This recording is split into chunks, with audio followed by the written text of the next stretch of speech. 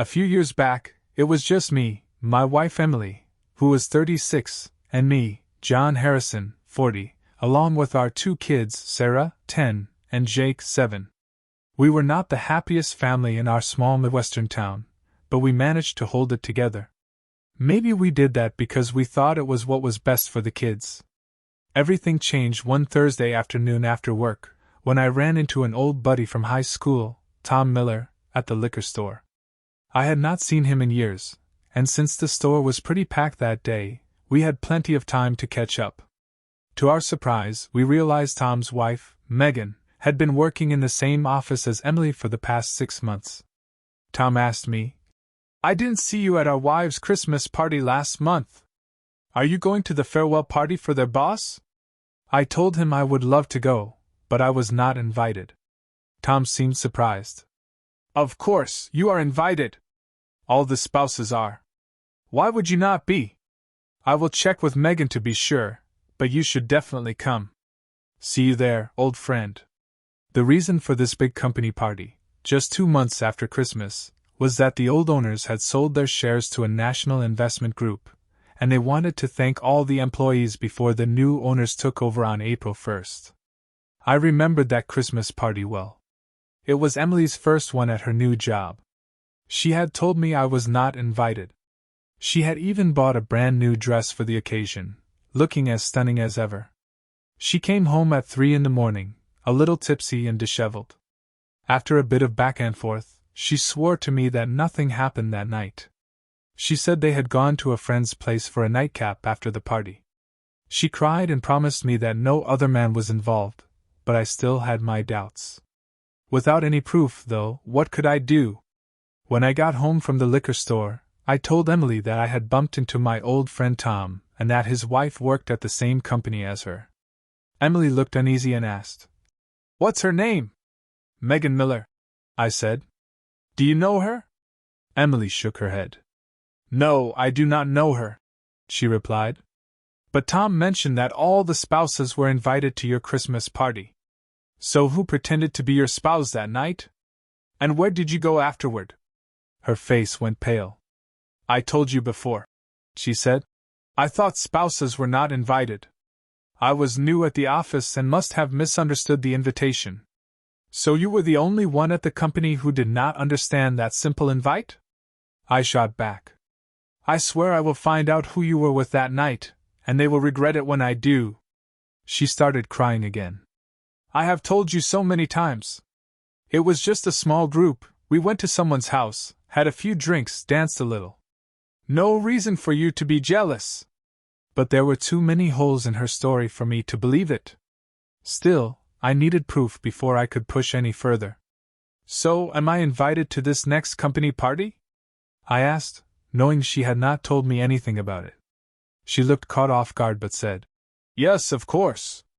I booked us both for it, I just forgot to mention it." My gut told me she was not being honest, and at this point, our marriage was barely holding on. Any thought of us being close again felt like a long shot. Then, things got worse the following Friday after lunch.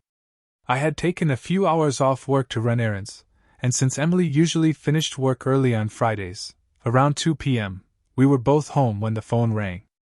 I picked it up, but the person on the other end said nothing. I could hear music playing in the background, like they were in a car, but then they hung up without a word. Emily asked me who it was, and I said, "Your lover, I guess," but mentioned that they hung up when they heard me answer. I meant it as a harmless joke, but I could not ignore how she froze for just a moment before snapping back, shouting, "You are acting totally crazy! What are you accusing me of now?" I replied, "It was only a joke." But with the way she reacted, I started to second-guess myself. Was I right to be suspicious? She calmed down after a moment and responded softly, "No, you are not right. It was just one of your jealous jabs. I am sorry for getting upset. It has been a rough day at work, but that is no excuse. I hope that explains why I lost my temper." That evening, Emily picked out a much more conservative outfit than usual and seemed far from her usual cheerful self as we headed to the party.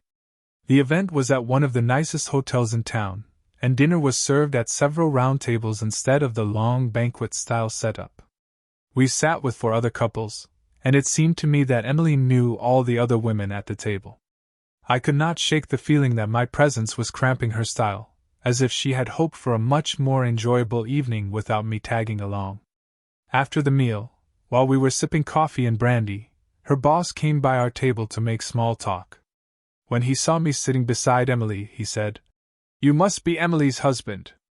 We missed you at the Christmas party." "Sorry you could not make it," I replied. "I was not invited, or at least that is what Emily told me." Her boss glanced at her, a little confused, and said, "All spouses were invited." "How did you miss that?"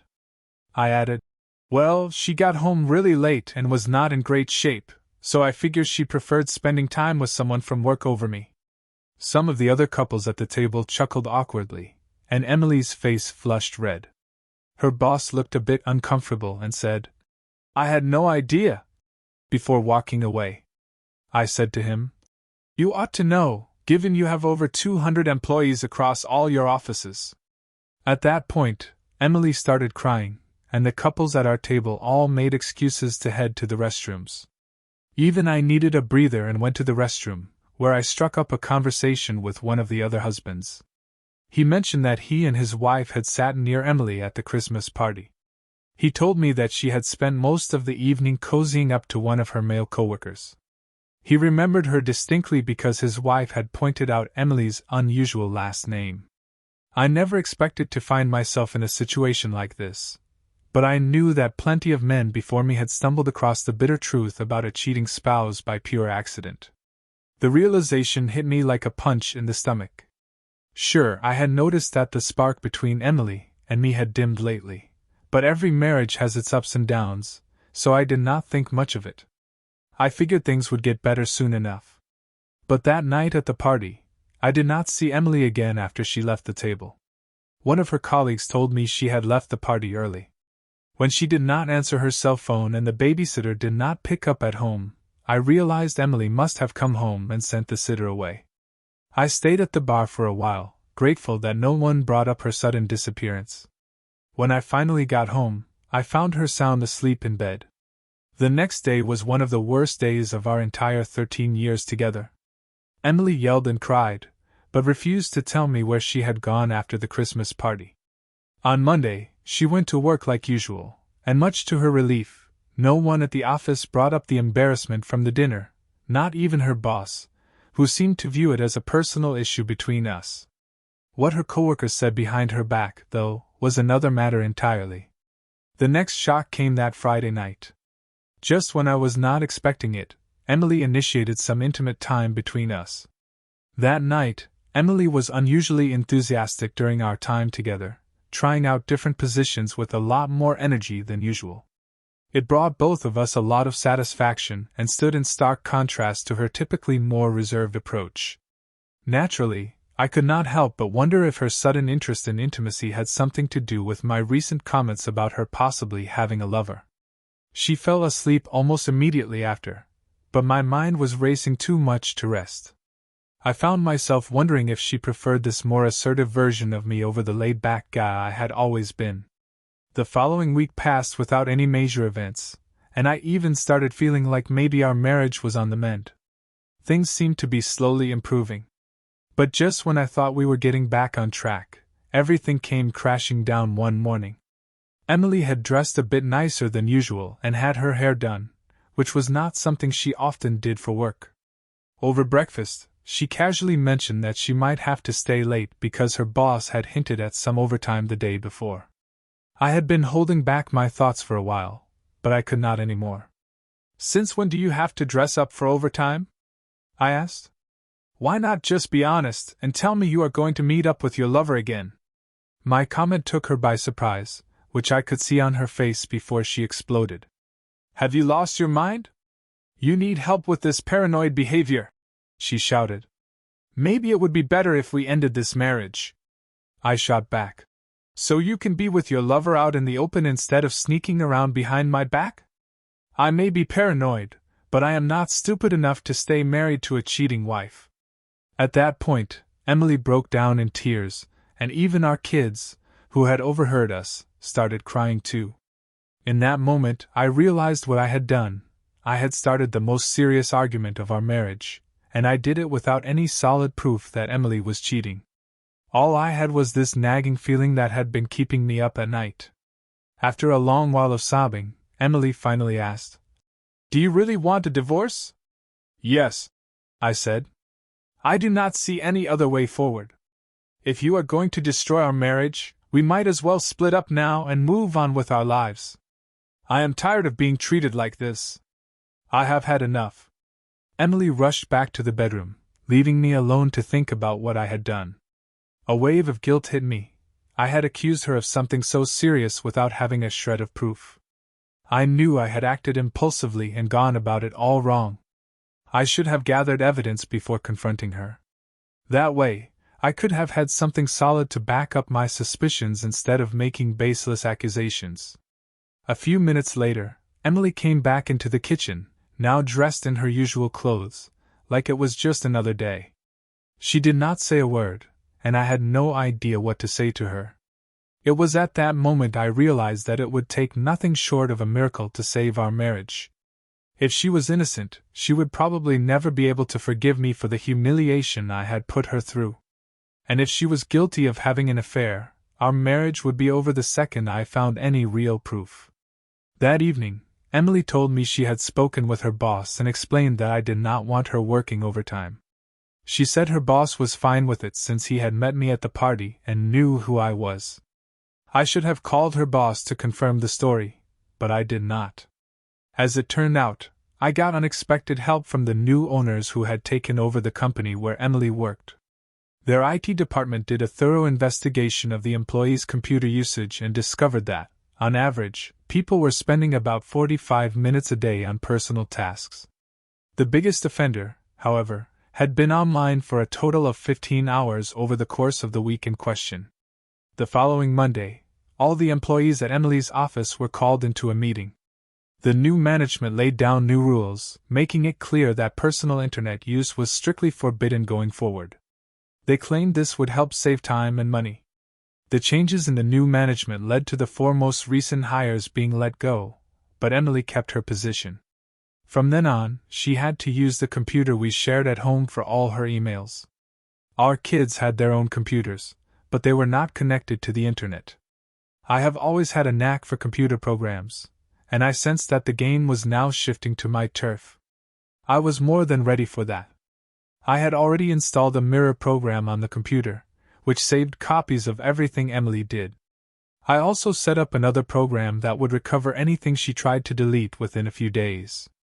Soon after, Emily created a new free email account on our computer under the name Bright Sunset, alongside her old Gmail address, which she used for innocent chats with some friends who had moved out of town. The new account mostly received junk mail, along with a few real emails from someone calling themselves Happy Traveler. During that first week, the only messages Emily sent from this new account were innocent enough. She told Happy Traveler about her new email address and mentioned that she was available online again. His first reply, which she deleted, was harmless too. "Great to have my dear friend online again." But I knew something was brewing, and I had high hopes that I would be able to gather more useful information soon. Of course, they could use their cell phones for most of their communication, especially now that Emily was restricted to using the home computer, but I suspected she would still prefer email for longer conversations. I had already made up my mind. If Emily was cheating and caused our divorce, she was not going to get half of what I had worked so hard to earn. I had spent years building a decent life for my family, and no lover of hers was going to get a share of that. With that in mind, I started to quietly put together a plan to protect my assets. As the sole owner of our house, I could take out a large loan for investments without needing Emily's signature. To my surprise, the bank had no problem granting me the loan, giving me everything I asked for. The next day, I told Emily that I had to take a trip to Italy for some final negotiations on purchasing new equipment for work. She did not raise any objections or questions since I had taken similar business trips before. The day after, I went to a local travel agency and booked a cheap flight, not to Italy, but to Madrid, Spain. I also had them reserve a hotel room for me in a small town near the Portuguese border. Just as I expected, Emily never contacted my job to verify whether I had taken 3 days off. I flew to Madrid, took a local bus to the border town, and crossed into Portugal, but I did not do anything shady like laundering money. I just spent some time sightseeing in the small town. The next morning, I caught the first flight back to Madrid and then headed home. Throughout the trip, I paid for as much as I could using my personal credit card, which would make it easy to trace my movements if anyone ever tried to check. When I got back home, I resumed keeping an eye on Emily's computer activity. Unfortunately, nothing much of value popped up, just a message from Happy Traveler saying he was sitting alone in a hotel room, wishing she were there to keep him company. Emily did not reply to him by email, so I decided to check her cell phone when she took a shower. As usual, all her messages had been deleted. Then, finally, I hit the jackpot.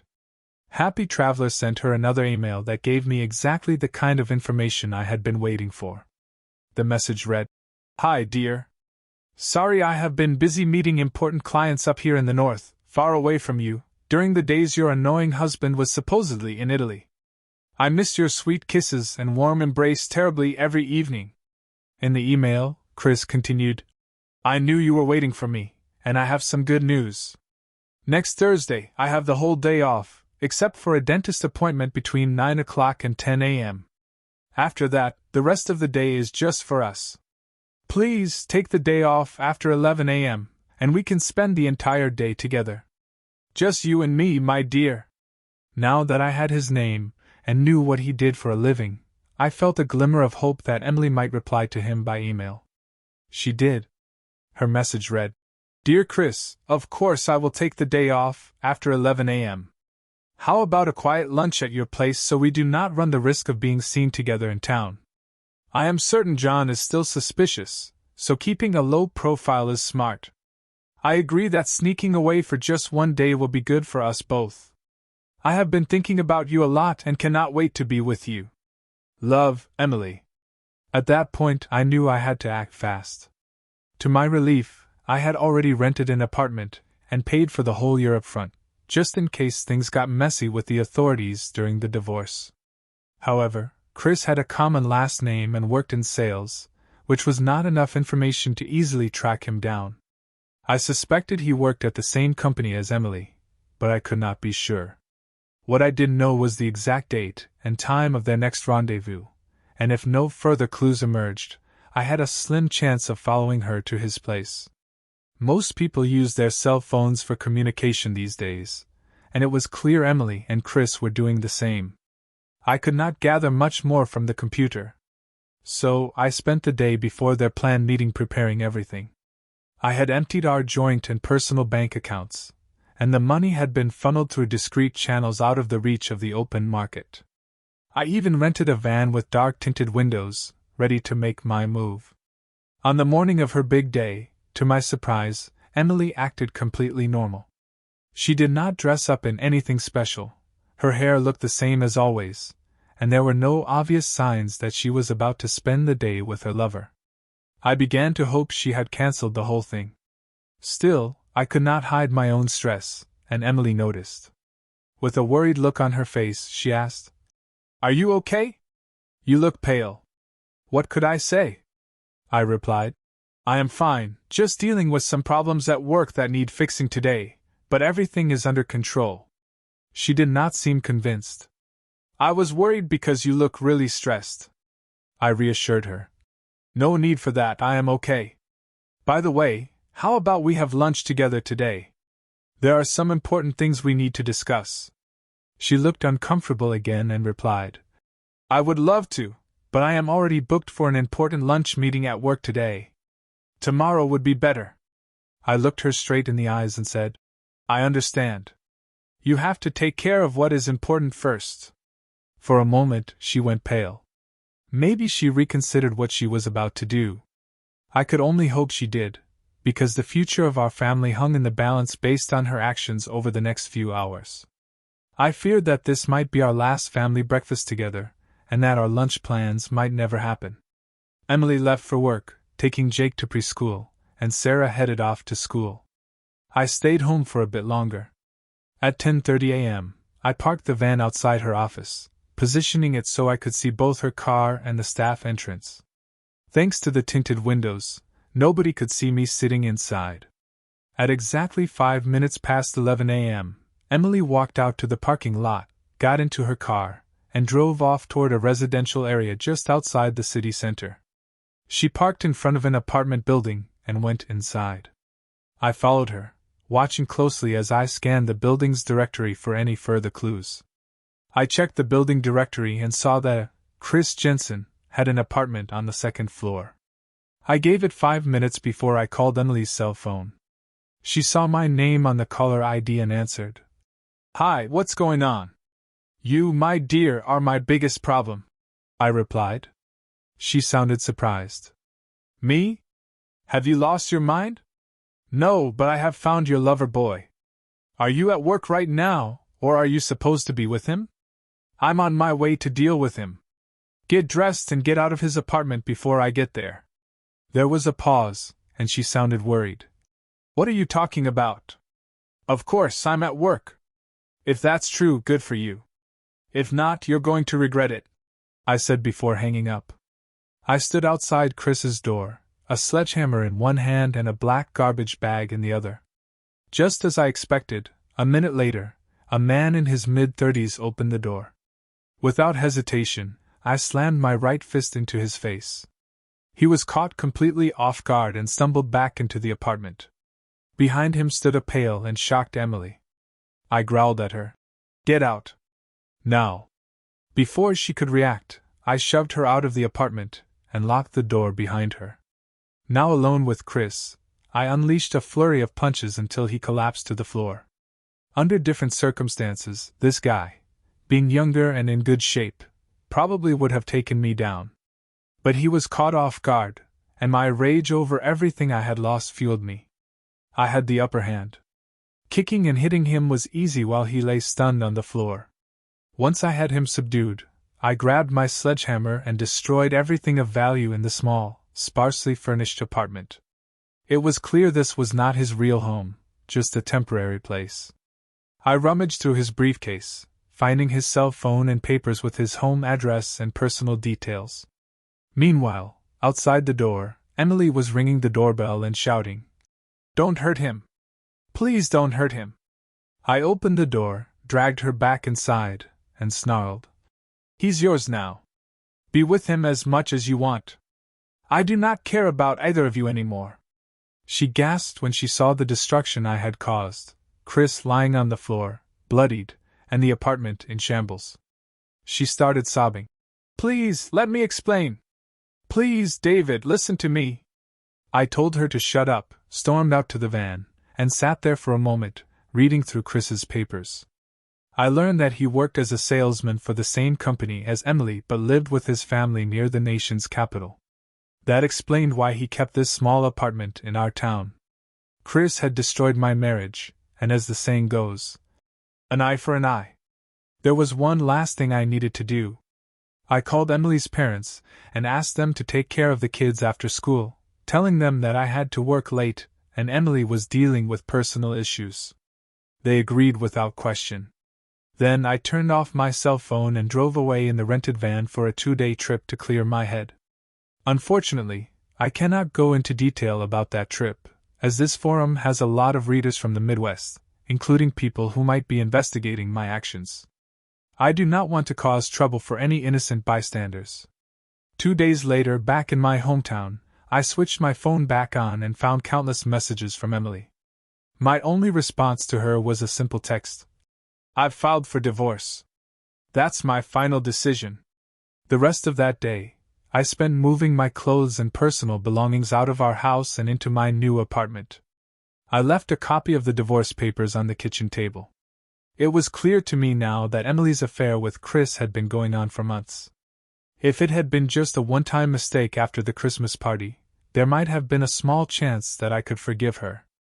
Or maybe, if she had cancelled her date with him after our last family breakfast, it would have saved Chris from the severe beating I gave him. The next day, I went to work as usual and was a bit surprised that Emily did not call me. The only call I got about Chris was from the police. They wanted to talk with me, and since both Emily and I had busy schedules, we scheduled a meeting for 3 weeks later. After lunch, I called Emily's mother, who told me that the kids were staying with her for a few days and that Emily had no objections to the divorce. 3 days later, Emily called me, furious, screaming about how our net worth had dropped to zero. She threatened to sue me over that and for trashing Chris's apartment.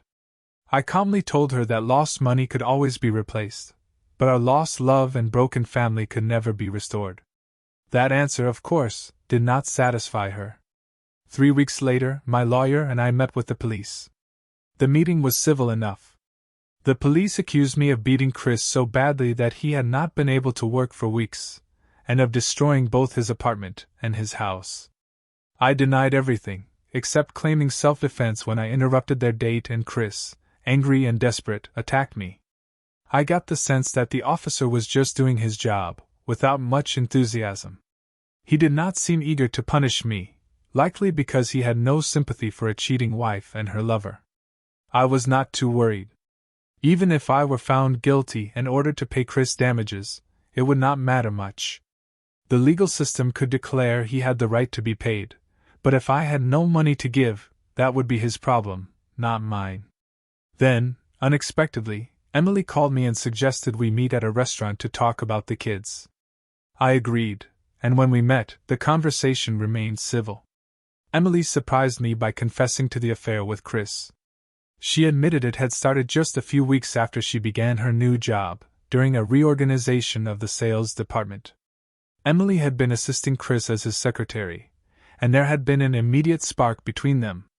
A lunch at his small apartment had quickly escalated into something more, leading to their ongoing affair. She explained that they had continued seeing each other, but their chances to meet were limited because Chris rarely came by the main office. When his wife could not make it to the Christmas party, Chris saw it as a perfect opportunity to spend almost the whole night with Emily. She had doubts, but after some convincing, she agreed, calling it the most foolish mistake of her life. Despite her affair with Chris, Emily insisted that her family and I had always been her top priority. She claimed that she never stopped loving me, even when I began accusing her of cheating. After I confronted them, she said they had already planned to end the affair, and she had been trying to figure out how to prove to me that she was still a faithful wife. According to Emily, once Chris's wife left him, they had talked about living together, but she would leave him in a heartbeat if I promised to give her another chance. I told her I was sorry, but the pain was too much. We agreed that she would have primary custody of the kids, but they would be free to see me whenever they wanted. After some hesitation, she asked about the money, and I saw tears well up in her eyes when I explained that I had lost everything due to some foolish investments. "That was the price you paid for getting rid of me," I said.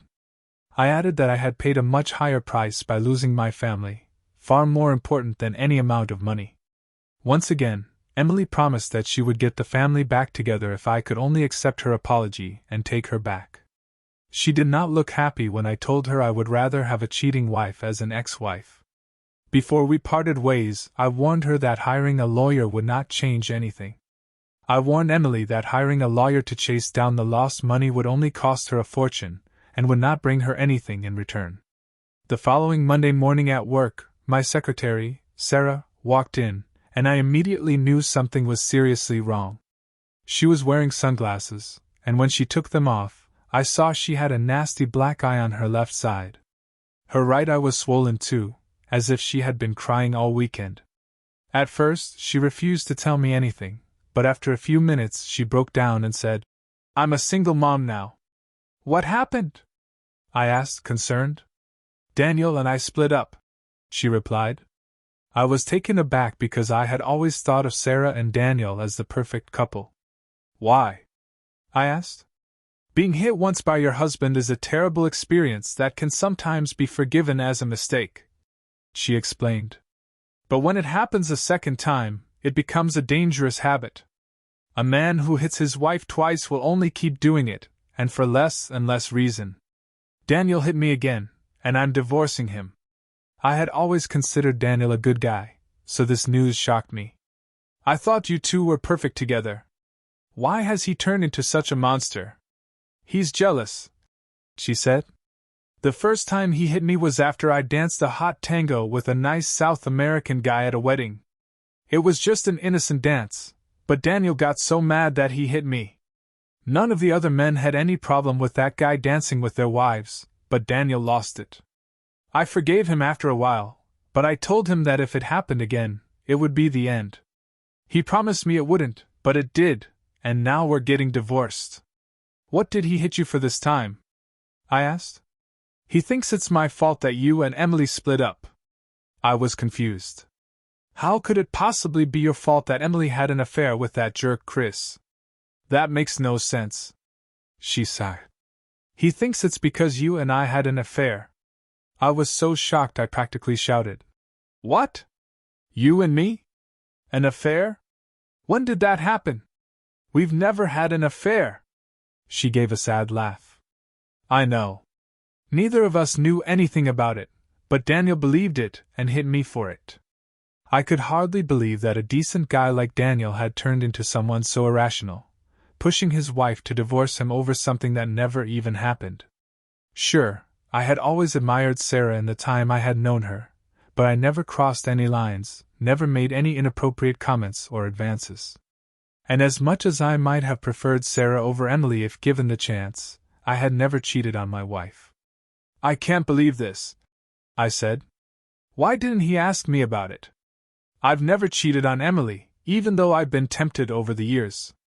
Of course, I can't deny that I've envied him for being married to the woman of my dreams, but there's a big difference between an innocent thought and an actual affair. Where did he even get such ridiculous ideas? Rumors, Sarah said. Some of Daniel's friends heard gossip and told him about it. Rumors? Why didn't he come to either of us to find out the truth? How could he believe something so crazy without even asking? He did ask, she said with a bitter smile. With his fists. Incredible, I muttered. Sarah tried to laugh. So, now that your dream girl is single, your place or mine? She teased. I smiled back. Yours will do just fine. Deal, she said. An hour later she asked quietly, Are you still serious about that date? I gave her my best grin. I'm not planning to run away. After all, what you offered today is a once-in-a-lifetime chance. Are you sure I offered you anything? She asked. No, I admitted. And I'm not expecting anything. But a date is a date, right? She smiled. Okay, a date is a date. Even though we were joking about our newly single lives, both of us understood that the day had the potential to change our lives in unexpected ways. The tension between us grew, and she ended up taking the rest of the day off after lunch. After work, I went out and did some shopping. Before heading to my apartment, I honestly did not expect Sarah to show up, but at 6 p.m., there she was, ringing my doorbell with a small overnight bag in her hand. She smiled and said, Just in case you were serious about our date. I am, I replied. It had been a rough day for her, especially after a meeting with her lawyer. I suggested she rest while I prepared dinner. After we ate, we sat on the couch, and I comforted her as we talked about our broken marriages. Sarah asked me several times if I would ever consider taking Emily back, and each time I told her that was completely out of the question. We went to bed early that night, but I made no move toward intimacy. To my surprise, Sarah slept soundly and felt a bit better the next morning. The following weekend, we rented a minivan and took her 2 children and my 2 kids to the zoo. Much to our delight, the day went far better than we had anticipated. The kids got along, and we realized we could blend our families and move in together. That Sunday evening, after Sarah had dropped her children off at her parents' house and I had left mine with Emily, we enjoyed a romantic dinner at one of the best restaurants in town. Back at my apartment, we started kissing the moment we closed the door, undressing each other as fast as we could before falling onto the bed. Sarah did not hesitate, so we let things happen naturally. Afterward, we rested, then made love again, this time more tenderly, exploring different positions. Sarah told me how happy she was because it had been a wonderful first time for us, full of love, intense yet gentle. We were both satisfied, especially me, because Sarah was much more passionate than Emily had been during our last months together. During the divorce proceedings, Emily's lawyer found out about my trip to Portugal and tried to use it against me. I faced a lot of questions about that trip, but I stuck to the simple truth every time, and no one could find anything to hold against me. Even though Emily's lawyer spent a lot of time investigating the missing money, the divorce ended as expected. Emily got 50% of nothing and a large bill for her legal fees. At one point, during a meeting about the kids, Emily confronted me. "How could you take all our money? How could you do that to me?" she asked with tears in her eyes. I looked at her and said, "How could you cheat on me? How could you do that to me?" Her reply surprised me. "Because I was an idiot. It was the worst mistake I ever made in my life." "Does Chris know you regret the affair?" I asked. "He regrets his part in this whole mess too," she admitted. "We've both paid a high price for our actions, but we're making the best of it. Are you happy now that you're with the woman you love?" I reminded her. "I gave you a fair choice during our last family breakfast. You chose to go to Chris instead of having lunch with me. That was the worst mistake of your life, not mine." "I know," she said. "I lost the man I love. Chris and I are the losers in this, but we're doing the best we can." She then asked, "Are you happy?" "Yes," I replied. "I'm very happy with Sarah. But neither of us chose to be divorced. We both would have preferred our children to grow up with both parents in the same home. We're happy with each other now, and we're making it work the best we can." Emily and Chris ended up buying my old house for a hefty price, taking over all the loans, which left them with much higher monthly payments than Emily and I had when we lived there. Meanwhile, Sarah's ex-husband bought her out of their house for a fair price, and she used that money to invest in a new home, where she and I moved in together. The police never followed up with more questions about the damages to Chris's house near the capital. It seemed like that kind of thing was not a big deal over there. At the time, the police were understaffed and had trouble cooperating between different districts, so the case did not go anywhere. I heard through rumors that the house was actually Chris's wife's sole property, and she had claimed most of the insurance payout. I ended up being sentenced to 2 months in a white-collar jail and ordered to pay Chris compensation for the beating and the damages to his small apartment in town. I never paid him anything and have no intention of doing so. Of course, I promised I would pay him when I got some money, but as long as I remain broke, the authorities cannot help him collect. Sarah and I both quit our old jobs. She now runs a consulting company, where I work part-time. I drive a company car and live as a tenant in her house. It's a great arrangement for both of us. Emily, on the other hand, has not given up her search for the lost money. One evening, she invited Sarah to a pub to talk about the kids, but after a few drinks, she started prying about the money. Sarah could only tell her the truth. She knew nothing about any money, nor did she care, because to her, I was the best thing that had ever happened in her life. Sarah and I have always worked well together, and now we've built a strong family relationship. We have a lot of fun together and a great intimate life. My kids like Sarah, and her kids like me. Everything was going smoothly until I started hearing rumors about Daniel, Sarah's ex, boasting around town that he was going to win her back. He had been attending therapy sessions and claimed to be cured of his issues. I did not mention it to Sarah, deciding to let her handle it. Her ex-in-laws had not accepted the fact that she left their son and made several attempts to convince her to get back with Daniel. They would call her at least once a week, offering all sorts of bribes, like a new car or an expensive vacation, if she would reconcile with him. One evening, Sarah had a worried look on her face. She told me she had been invited to Daniel's younger sister's wedding. "I'd like to go," she said, "but if you have any objections, I'll stay home." "Why would I object?" I asked. "Because I'm afraid Daniel's parents will try their hardest to get us back together, and a romantic event like a wedding could be the perfect opportunity for them to push it. So maybe I should stay away." But I was really close to his sister, and I'd like to go if you're okay with it. I shrugged. You're an adult.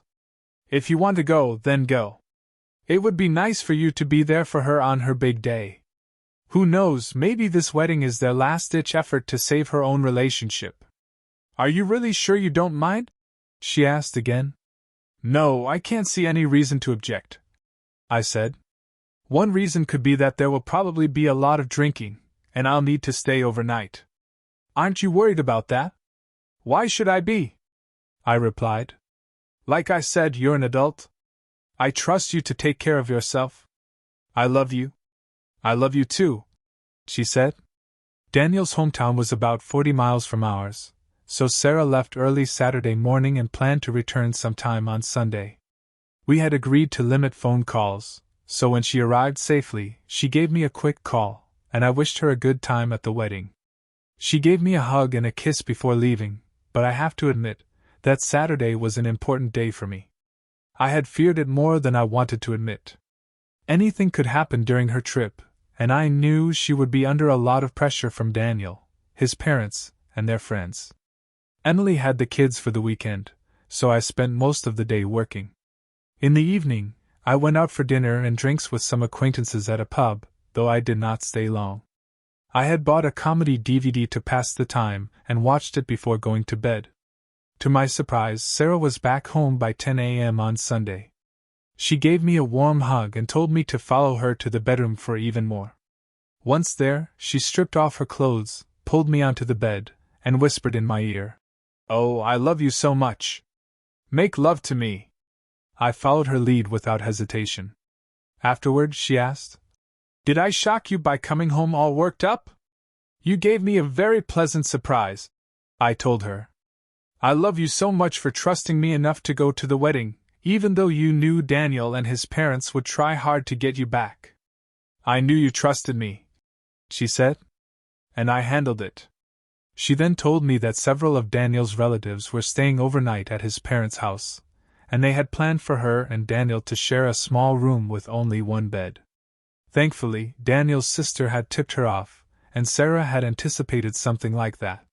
She booked a hotel room for herself instead. She left the party as soon as the drunken suggestions about taking Daniel back got out of hand. She even skipped Sunday dinner with Daniel's family, and left the hotel after an early breakfast. One thing was certain, Sarah and I had a very strong relationship. Last week, when Emily and I met at a cafe to discuss plans for the kids, I noticed she looked unhappier than usual. When I asked if she and Chris were having problems, she admitted, "Yes, we are. I wouldn't hesitate for a second to say yes if you asked me to come back." I was not surprised, as my kids had told me about some of the disagreements between Emily and Chris. "He cheated on his wife, and I'm sure you weren't the only fling he had at the time." "Is he cheating on you now?" I asked. Emily started crying, sobbing uncontrollably. What do you think about this story? Write in comments. If you don't follow our channel Cheating Room, you will probably never hear from us again. If you are subscribed, congratulations, you will not miss any exciting story. Thank you for listening to this shocking story with us. See you again.